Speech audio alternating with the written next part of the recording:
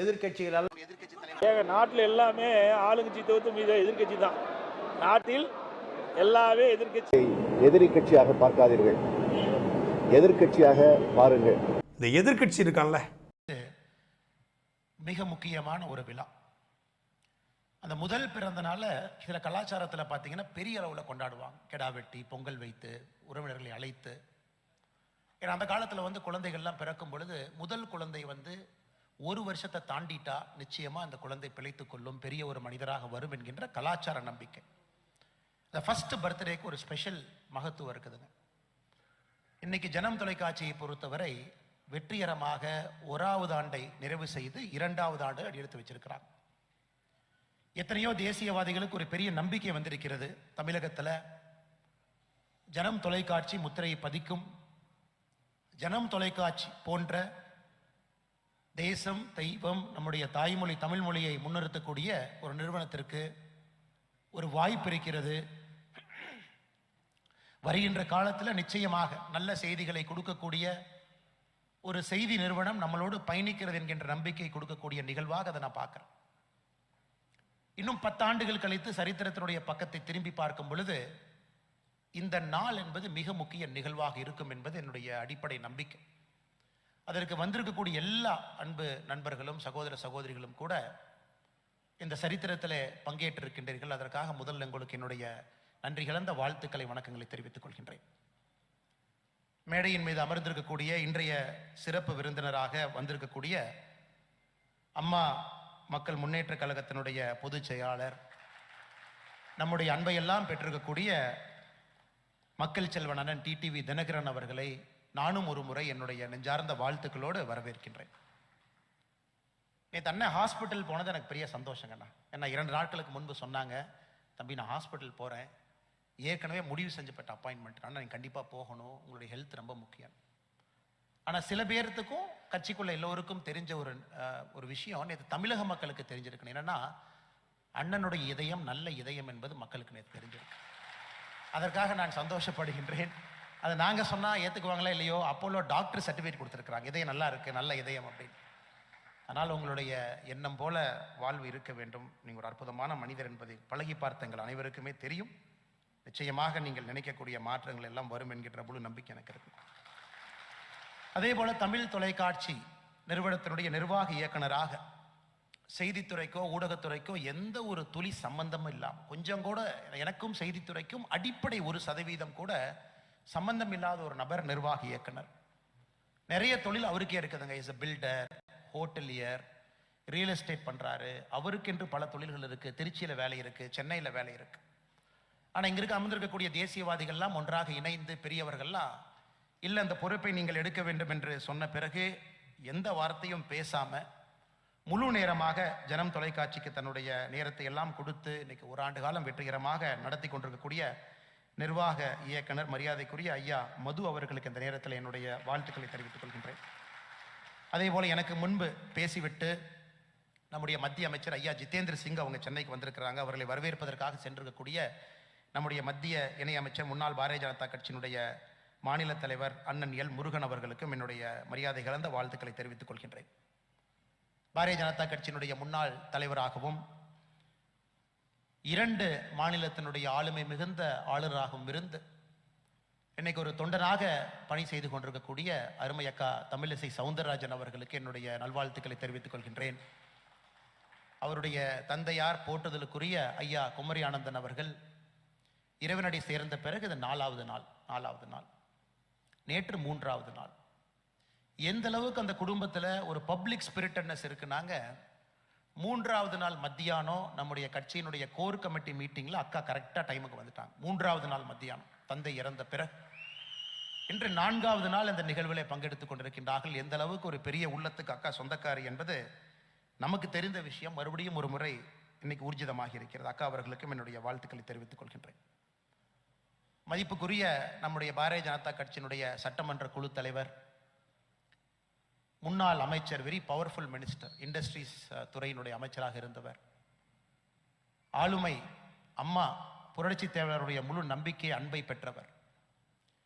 8 ஆண்டு காலத்திற்கு முன்பு பாரத பிரதமர் நரேந்திர மோடி ஐயாவுடைய கருத்தை வலுப்படுத்த வேண்டும், தேசியத்தில் இணைய வேண்டும், அவருடைய அனுபவம் எல்லாம் இந்த கட்சியினுடைய வளர்ச்சிக்கு பயன்பட வேண்டும் என்கின்ற ஒற்றை குறிக்கோளோடு வந்து பாரதிய ஜனதா கட்சியில் இந்த முதல் பருவம் 2 பருவமாக நம்முடைய உறுப்பினர் சேர்க்கை நடந்து கொண்டிருக்கிறது. முதல் பருவத்தில் கிட்டத்தட்ட 50 லட்சம் பேர் பாரதிய ஜனதா கட்சியில் உறுப்பினராக இணைந்திருக்கின்றார்கள். 2வது பருவம் ஆரம்பிக்க இருக்கிறது. நேற்று அந்த 50 லட்சம் உறுப்பினர்கள் சார்பாக தமிழகத்தில் எல்லா உறுப்பினர்களும் சேர்ந்து ஒரே ஒரு நபர் பாரதிய ஜனதா கட்சியினுடைய மாநில தலைவராக வர வேண்டும் என்கின்ற நம்பிக்கையை வைத்து ஒரே ஒருவர் மட்டும் நான் பாரதிய ஜனதா கட்சியினுடைய தலைவராக நேற்று நடந்திருக்கக்கூடிய நாமினேஷனில் நம்முடைய அருமை அண்ணன் நயினார் நாகேந்திரன் அவர்களுடைய விருப்ப மனுவை நம்முடைய தேர்தல் அதிகாரிகள் நம்முடைய தலைவர்கள்லாம் அந்த விருப்ப மனுவை நேற்று எடுத்திருக்கிறாங்க. ஏன்னா வெற்றி பெற்ற பிறகு அந்த சர்டிஃபிகேட் கொடுக்குற கொஞ்சம் லேட் ஆகும். அதனால் இன்னும் சில மணி நேரத்தில் நம்முடைய அடுத்த ஆற்றல் மிகுந்த மாநில தலைவராக இந்த கட்சியை வழிநடத்தக்கூடிய தலைவராக வருகக்கூடிய அண்ணன் நயினார் நாகேந்திரன் அவர்களுக்கு உங்கள் அனைவரின் சார்பாக என்னுடைய நெஞ்சார்ந்த வாழ்த்துக்களை இந்த நேரத்தில் தெரிவித்துக் கொள்கின்றேன். அன்பு சொந்தங்களே, முன்னிருக்கையில் இருக்கக்கூடிய பாரதிய ஜனதா கட்சியினுடைய எல்லா ஆற்றல் மிகுந்த தலைவர்கள், மாநிலத்தினுடைய துணைத் தலைவர்கள் 3 பேர் வந்திருக்கிறாங்க. முக்கியமானவர்கள், மூத்தவர்கள், வழிநடத்தக்கூடியவர்கள், அண்ணன் சக்கரவர்த்தி அவர்கள், அண்ணன் கருநாகராஜன் அவர்கள், அண்ணன் டால்பின் ஸ்ரீதர் அவர்கள், மாநிலத்தினுடைய பொதுச் செயலாளர் அக்கா கார்த்தியனி அவர்கள், நம்முடைய அருமை ஐயா மாநிலத்தினுடைய அமைப்பு பொதுச்செயலாளர் கேஷவ் விநாயம்ஜி அவர்கள், மாநிலத்தினுடைய செயலாளர் சுமதி வெங்கடேஷ் அக்கா அவர்கள், மைனாரிட்டி மோர்ச்சாவுடைய தேசிய செயலாளர் அன்புக்குரிய ஐயா வெல்லூர் இப்ராஹிம் அவர்கள், மரியாதைக்குரிய அண்ணன் அர்ஜுனமூர்த்தி அவர்கள், சகோதரர் அமர் பிரசாத் ரெட்டி அவர்கள், நாச்சியப்பன் அவர்கள், கதிர நரசிங்க பெருமாள் அவர்கள், நம்பி நாராயணன் அவர்கள், அக்கா காயத்ரி அவர்கள், அருமை சகோதரி நமிதா அவர்கள், அண்ணன் ஏஎன்எஸ் பிரசாத் அவர்கள், முன்னிருக்கையில் இங்கே வந்திருக்கக்கூடிய எல்லா பாரதிய ஜனதா கட்சியினுடைய மூத்த நிர்வாகிகள், ஹிந்து முன்னணி அமைப்பினுடைய ஆணிவேராக மாநிலத்தினுடைய அமைப்பாளராக இருந்து பணி செய்யக்கூடிய பக்தன்ஜி அவர்கள், நம்முடைய RSS இயக்கம் சார்பாக இங்கே வந்திருக்கக்கூடிய எல்லா பெரியவர்கள், பிரச்சாரகர்கள், அம்மா மக்கள் முன்னேற்ற கழகம் சார்பாக இங்கே வந்திருக்கக்கூடிய மூத்த முன்னோடிகள், 2 மூத்தவர்களுடைய பெயரை சொல்லி எல்லோரையும் நான் வரவேற்றாக கருதுகின்றேன். அண்ணன் கரிகாலன் அவர்கள், அண்ணன் முருகன் அவர்கள், இங்கே இருக்கக்கூடிய எல்லா நம்முடைய அம்மா மக்கள் முன்னேற்ற கழகம், பாரதிய ஜனதா கட்சி, தமிழ் மாநில காங்கிரஸ், பொதுமக்கள், தேசியவாதிகள் எல்லோருக்கும் என்னுடைய மற்றும் ஒரு முறை காலை வணக்கத்தை தெரிவித்துக் கொள்கின்றேன். அன்பு சொந்தங்களே, நேற்று அமித்ஷாஜி அவர்கள் நம்முடைய தமிழகத்துக்கு வந்திருந்தாங்க. அவர் தொடர்ந்து ஒரு கேள்வியை கேட்டுக்கிட்டே இருந்தாங்க காலையிலேருந்து சாயந்தரம் வரைக்கும். என்னப்பா இவ்வளோ மீடியா நிற்கிறாங்க, எங்கே பார்த்தாலும் ஹோட்டலுக்கு வெளியே ஒரு 50 மீடியா நண்பர்கள், கேட்டில் நண்பர்கள், தமிழிசை அக்கா இல்லத்துக்கு போகும்போது அங்கே 50 நண்பர்கள், அதன் பிறகு மரியாதைக்குரிய ஒரு தேசியவாதியினுடைய இல்லத்துக்கு செல்றாங்க, அங்கே 50 நபர்கள், திரும்ப ஹோட்டலுக்கு வர்றாங்க 50 நபர்கள். சாயந்தரம் கேட்டாங்க எத்தனை மீடியா சேனல் தான் இந்த ஊரில் இருக்கிறாங்க அப்படின்னு. நான் சொன்னேன், சார் இந்தியாவில் எங்கேயும் இல்லாத அளவுக்கு தமிழகத்தில் மீடியா நண்பர்கள் இருக்கிறாங்க. ஆக்ரோஷமானவர்கள், நல்லவர்கள், ஒரு செய்தியை சொல்ல வேண்டும் என்று துடிக்கக்கூடியவர்கள். நான் இந்தியாவில் எங்கேயுமே இவ்வளவு மீடியா நண்பர்களை ஒரு நாளில் நான் பார்த்ததில்லை, இங்கே தான் பார்த்தேன் சொல்லிட்டு தான் போனாங்க. அந்த அளவுக்கு ஒரு ரொம்ப காம்படிட்டிவான ஒரு ஃபீல்டுங்க, ரொம்ப காம்படிட்டிவான ஒரு மீடியா துறை. ஏன்னா அண்ணன் சொன்னது போல அண்ணன் டிடிவி அவர்களே ஒரு சேனல் நடத்துகிறாங்க, துவங்கி நடத்தி கொண்டிருக்கின்றார்கள் வெற்றிகரமாக. அதில் இன்னொரு தொலைக்காட்சி தேவையா அப்படிங்கிற கேள்வி மக்கள் முன்னாடி ஏப்ரல் 8, 2024 இருந்துச்சு. இன்னொரு தொலைக்காட்சி எதுக்கு, 50 பேர் இருக்கிறாங்களே, அவங்க சொல்லாத செய்தி அவங்க சொல்ல போகிறாங்க அப்படின்னு. ஆனால் இந்த 1 ஆண்டு காலம் கழித்த பிறகு அந்த கேள்விக்கான விடையை நம்முடைய ஜனம் தொலைக்காட்சி நமக்கு கொடுத்துருக்குறாங்க. ஆமாம், தேவைதான், தேவை மட்டுமல்ல, இது காலத்தினுடைய கட்டாயம் என்கின்ற முக்கியமான செய்தியை நம்முடைய தமிழ் ஜனம் தொலைக்காட்சியினரும் சொல்லியிருக்கிறார். ஒரு 2 குறிப்புகளை மட்டும் உங்கள் முன்னால் வைத்து, எதற்கு ஜனம் போன்ற ஒரு தொலைக்காட்சி நிறுவனம் தமிழகத்தில் வித்தியாசமான ஒரு பாதையிலே பயணிக்க வேண்டும் என்பதை இந்த நேரத்தில் நான் தெரிவிக்க விரும்புகின்றேன். நான் சொல்லுகின்ற செய்தி அண்ணன் வெல்லூர் இப்ராஹிம் அவர்கள் வரக்கூடிய புத்தகத்திலே கொஞ்சம் எழுதியிருக்கிறாங்க, இருந்தும் அதை முன்பே நான் சொல்லுகின்றேன். இந்தியாவில் அதிகமாக நிலம் இருக்கக்கூடிய ஒரு துறை என்ன, யாருக்கிட்ட அதிகமான லேண்ட் இருக்கு? ரயில்வே துறை. எவ்வளவு சொத்து வச்சிருக்காங்க ரயில்வே துறை கையில், எவ்வளவு லேண்ட் இருக்குன்னு பார்த்தீங்கன்னா 52 லட்சம் ஏக்கர் இருக்கு. ரயில்வே துறையினுடைய கையில் மட்டுமே 52 லட்சம் ஏக்கர் இருக்கு. 52 லட்சம் ஏக்கர்ல 95% ட்ராக், அந்த ரயில்வே தண்டவாளம் இருக்கக்கூடிய ட்ராக். அதெல்லாம் இந்தியா முழுசு சேர்த்துனீங்கன்னா 52 லட்சம் ஏக்கர்ல 95%, 5% இந்த லோகோமோட்டிவ் நிக்க வைக்கக்கூடிய இடமெல்லாம். 52 லட்சம் ஏக்கர் உலகத்துல யாருகிட்டையுமே ஒரு தனியாரோ அரசு நிறுவனம் கையில கிடையாது. இரண்டாவது அதிக நிலம் யாரு கையில் இருக்குன்னா வக்ஃப் போர்டு கையில் இருக்கு. 39 லட்சம் ஏக்கர்.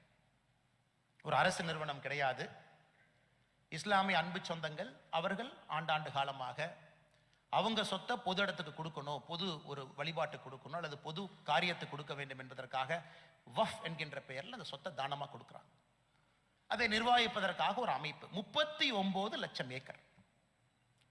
இந்த வஃப்ங்கிறது எப்ப ஆரம்பிச்சதுன்னு பாருங்க. இது முகலாயர் காலத்தில் இருக்கு, அலவுதீன் கில்ஜி அவர்கள் காலத்தில் இருக்கு, அதன் பிறகு ஈஸ்ட் இந்தியா கம்பெனி காலத்தில் இருக்கு, அதன் பிறகு சுதந்திர இந்தியாவில் இருக்கு.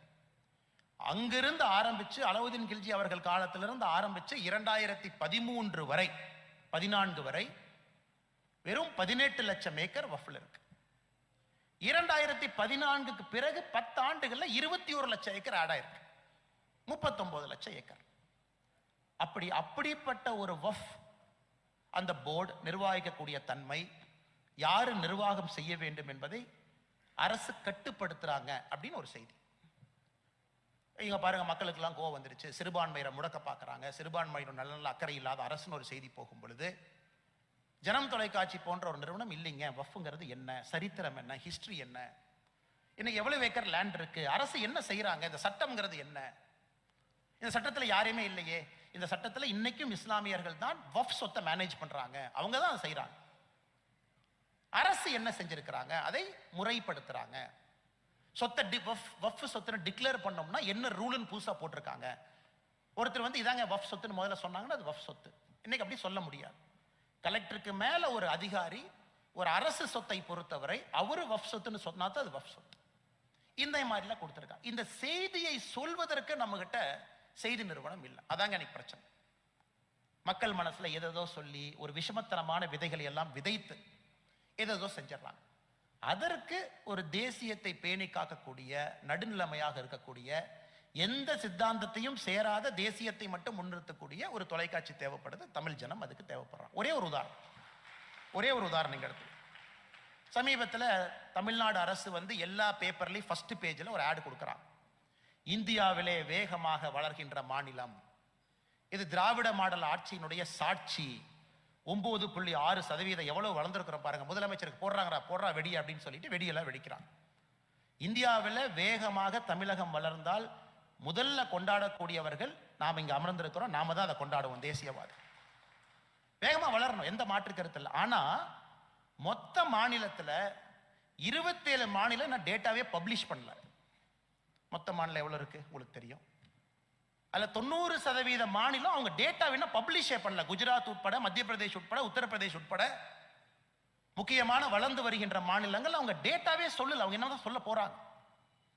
27 மாநிலங்கள் டேட்டா சொல்லாதப்ப நம்ம அரசு வந்து நாங்க தான் ஃபர்ஸ்ட். அது எத்தனை தொலைக்காட்சி சொன்னாங்க. தமிழகம் வேகமாக வளர்கின்றது, சந்தோஷம், 9.65%. ஒரு சின்ன ஸ்டார் போட்டு இன்னும் 27 மாநிலத்தினுடைய டேட்டா பாக்கி இருக்கு, அதுக்கப்புறம் வெடிய போடலாம். அதற்கு ஒரு ஜனம் தொலைக்காட்சி தேவைப்படுகிறது. எப்பவுமே நம்ம சொல்லுவோம், அந்த செய்திங்கிறது பார்த்தீங்கன்னா it is a slip between the cup and the lip அப்படின்னு சொல்லுவாங்க. ஒரு டீ கிளாஸ் எடுத்து குடிக்கிறீங்கன்னா, ஒரு டீ கிளாஸ் வந்து கப், அதை எடுத்து லிப்பு கொண்டு வர்றீங்க. இந்த கப்பில் இருந்து லிப்புக்கு வரும்போது சிலது ஸ்லிப் ஆயிரும். ஒரு செய்திங்கிறது அப்படித்தாங்க ஸ்லிப் ஆகிட்டு இருக்கு. தமிழ்நாட்டில் நடப்பது வேறு, எதற்காக நடக்கின்றது அதுவும் வேறு, ஆனால் சொல்லக்கூடிய விதம் வேறு. அதை நம்முடைய ஜனம் தொலைக்காட்சி நிறுவனம் வந்து பெரிய ஒரு போராட்டத்தோடு அதை உடைத்துக் கொண்டிருக்கின்றார்.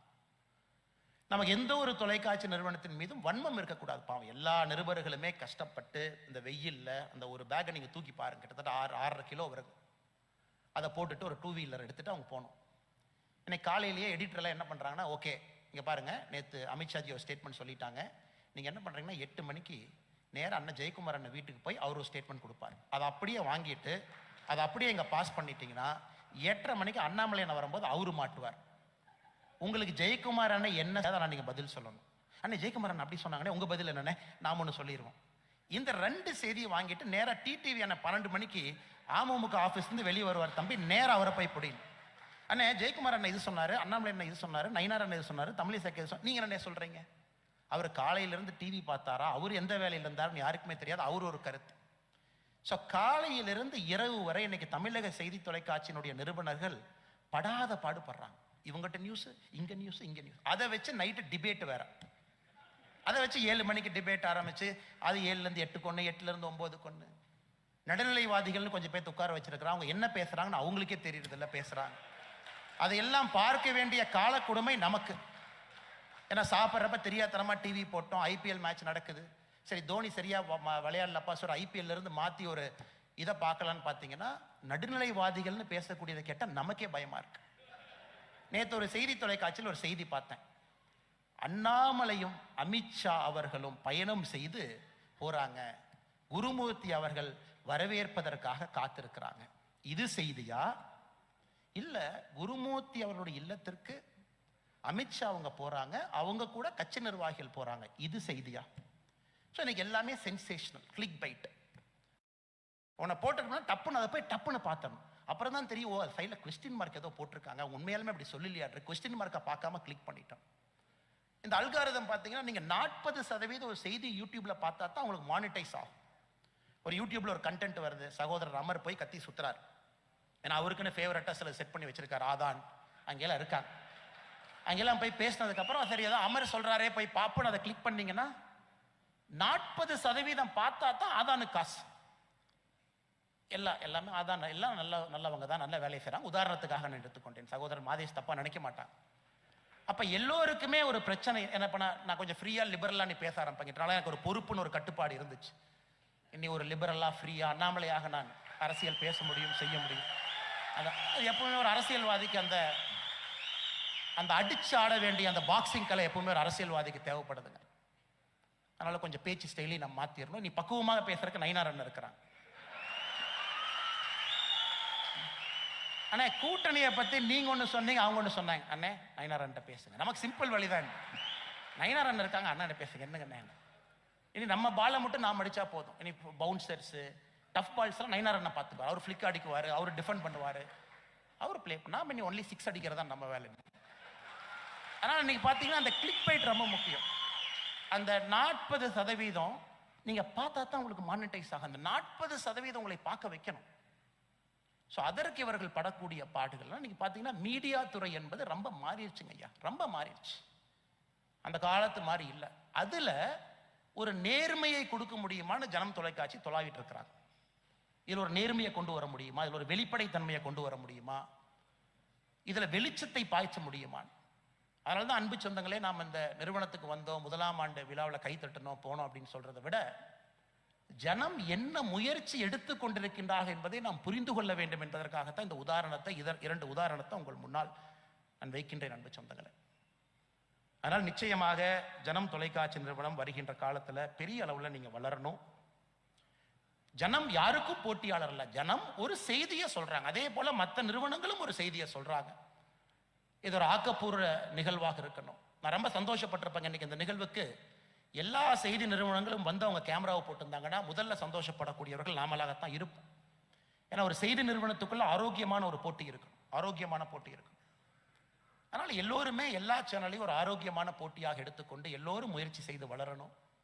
தமிழ்நாட்டு மக்களுக்கு நல்ல செய்தியை கொடுக்கணும், தேசிய சித்தாந்தத்தை கொண்டு வரணும், ஆன்மீக சித்தாந்தத்தை கொண்டு வரணும், தாய்மொழி தமிழ் மீது இருக்கக்கூடிய பற்றை இன்னும் ஆழமாக வேறுபட செய்ய வேண்டும். அதையெல்லாம் ஜனம் தொலைக்காட்சி நிறுவனம் வெற்றிகரமாக செய்து கொண்டிருக்கின்றார்கள். நிறைய பெரியவங்க, அவங்க பேரை நான் சொல்ல விரும்பலை, ஏன்னா அவங்கெல்லாம் ஏதோ ஒரு காலத்தில் குடும்பத்தை விட்டு விட்டு அவங்க குடும்பம் எங்கேயோ இருக்கிறாங்க, ஒரு பைய எடுத்து தோளில் மாட்டிக்கிட்டு ஏதோ ஒரு வீட்டில் சாப்பாடு கிடைக்கும், அந்த வீட்டில் சாப்பிட்டுக்கிட்டு எதையும் எதிர்பார்க்காம ஒரு சைலண்டான ஒரு ஆர்மி இன்னைக்கு அந்த பாரத தேசத்தை கெட்டியாக வைத்திருக்கின்றார்கள் என்றால் அது RSS பேரியக்கம். 100வது ஆண்டில் அடியெடுத்து வைத்திருக்கின்றார்கள். ரொம்ப அமைதியாக எங்கேயுமே பேய தெரியாத பல மனிதர்கள் இங்கு அமர்ந்திருக்கிறாங்க. அவர்களுக்கும் இந்த நேரத்தில் என்னுடைய நெஞ்சார்ந்த நன்றிகளை தெரிவித்து, நிச்சயமாக ஜனம் வரக்கூடிய காலத்தில் இன்னும் உயரத்துக்கு போகும், பல சாதனைகளை செய்யும், வெளிப்படையான பல முக்கியமான விஷயங்களை மக்களுக்கு சொல்வார்கள் என்று சொல்லி அண்ணன் மது அவர்களுக்கு ஒரே ஒரு அட்வைஸ் மட்டும் இந்த நேரத்தில் சொல்ல வேண்டும் என்பது என்னுடைய அன்பான ஆசை. இன்னைக்கு உண்மையாலுமே ஒரு ஸ்ட்ரெஸ்ட் பர்சன் ஜனம், ஸ்ட்ரெஸ்ஸில் ஒருத்தர் இருக்காங்கன்னா ஐயா மது அவர்கள். நேர்மையானவர், பிஸ்னஸ் மேன். ஆனால் இன்னைக்கு இந்த வேலையை வந்து ஒரு கர்மயோகியாக தவமாக செய்கிறாங்க. ஆனால் நிச்சயமாக வருகின்ற காலம் உங்கள் பணிச்சுமை குறையட்டும், இன்னும் பல வெற்றிகள் இந்த நிறுவனத்துக்கு தேடி வரட்டும். நீங்கள் அமைதியாக இதே போல் இந்த நிர்வாகத்தை வழிநடத்தி எல்லோரையும் அரவணைத்து நீங்கள் எடுத்துச் செல்ல வேண்டும் என்று சொல்லி வாய்ப்பு கொடுத்த உங்களுக்கும் இங்கே வந்திருக்கக்கூடிய எல்லா பெரிய தலைவர்களுக்கும் எல்லா கட்சியை சார்ந்தவர்களுக்கும் என்னுடைய மரியாதை கலந்த வாழ்த்துக்களையும் நன்றிகளையும் தெரிவித்துக் கொள்கின்றேன். நன்றி, வணக்கம். பாரத் மாதா கி ஜெய். நன்றி. எதிர்கட்சிகளால் ஏங்க நாட்டில் எல்லாமே ஆளுங்கட்சி தவிர்த்து மீது எதிர்கட்சி தான். எல்லாமே ஆளுங்கட்சி தவிர்த்து மீது எல்லாமே எதிர்கட்சி. எதிரி கட்சியாக எல்லாமே பார்க்காதீர்கள். எதிர்கட்சி. எதிர்கட்சியாக பாருங்கள். இந்த எதிர்கட்சி இருக்கான்ல, பாருங்கள். இந்த எதிர்கட்சி இருக்கான்ல